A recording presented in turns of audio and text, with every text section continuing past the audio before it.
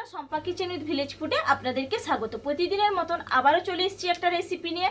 আপনাদেরকে ফুলকপির অনেক রকম রেসিপি করে দেখিয়েছি। আজকে একদম ভিন্ন স্বাদের রেসিপি, সবারই ভালো লাগবে আর হাতে মাখানো সম্পূর্ণ আলাদা স্বাদ।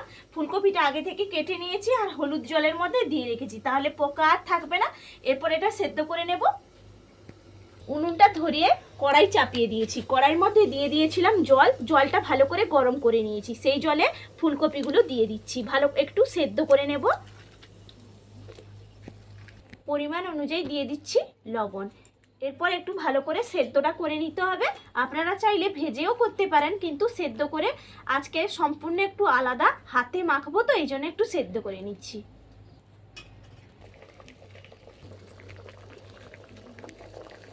দেখুন সেদ্ধ হয়ে গেছে, আমি ছান্তার সাহায্যে তুলে নিচ্ছি। হাতে মাখা মশলার জন্য এখানে প্রথম নিয়ে নিতে হবে টমেটো কুচি, নিয়ে নিচ্ছি কাঁচা লঙ্কা, এখানে নিয়ে নেব হলুদের গুঁড়ি, আর সঙ্গে নিয়ে নেব শুকনো লঙ্কা গুঁড়ি, গরম মশলার গুঁড়ি, আর অল্প একটু চিনি আর পরিমাণ অনুযায়ী লবণ, আর দিয়ে দেব এখানে সর্ষের তেল দিয়ে ভালো করে হাত দিয়ে মাখিয়ে নেব। আপনারা চাইলে চামচ দিয়েও মাখিয়ে নিতে পারেন, আমি হাত দিয়ে মাখিয়ে নিচ্ছি। আর দিয়ে দেব আদা বাটা, এটা সম্পূর্ণ নিরামিষভাবে রান্নাটা করছি। ভালো করে আদা বাটাটা একসঙ্গে মাখিয়ে নিলাম। আর ফুলকপিগুলো যে সেদ্ধ করে রেখেছিলাম, ফুলকপি সেদ্ধগুলো দিয়ে ভালো করে মাখিয়ে নিলাম। দেখুন তো কতটা দেখতে সুন্দর লাগছে, একেবারে অর্ধেক কিন্তু রান্না এখানেই হয়ে গেল। দেখুন ভালো করে মাখিয়ে নিয়েছি, হাতে মাখা কথাই হবে না, আর গরম ভাতের সঙ্গে তো একেবারে জমে যাবে। একেবারে মাখিয়ে নিলাম হাতে। এরপর আর একটু প্রসেস বাকি আছে, কড়াইতে করে নিতে হবে। কড়াইতে দিয়ে দিচ্ছি সর্ষের তেল, একদম অল্প পরিমাণে সর্ষের তেল দিলাম, 1 চামচ সর্ষের তেল দিয়েছি।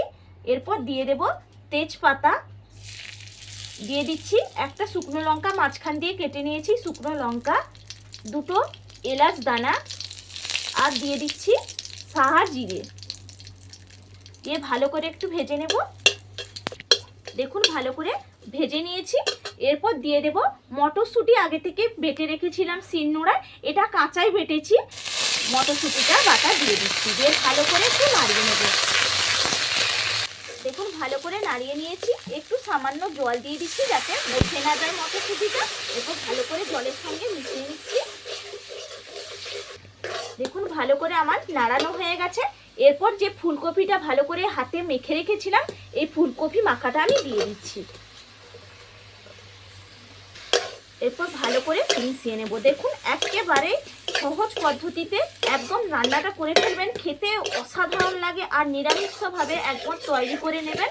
আর যদি ভালো লাগে আমার চ্যানেলটা সাবস্ক্রাইব করে রাখবেন, পাশে থাকা বেল আইকনটা প্রেস করে রাখবেন, তাহলে নিত্য নতুন রেসিপিগুলো আপনারা দেখতে পাবেন।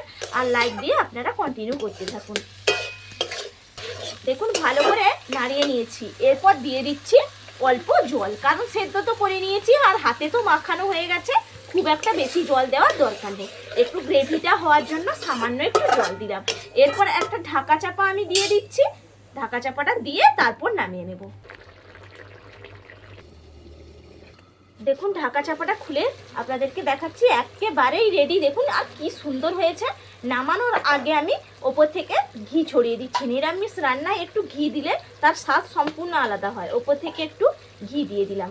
এরপর আমি নামিয়ে নিচ্ছি। দেখুন কতটা সুন্দর হয়েছে, আর গ্রেভিটাও হয়েছে দারুণ, একেবারে মুখে লেগে থাকার মতন। আর হাতে সময় কম থাকলেও সহজেই কিন্তু তৈরি করে নেওয়া যাবে, 5 মিনিটেই তৈরি হয়ে যাবে।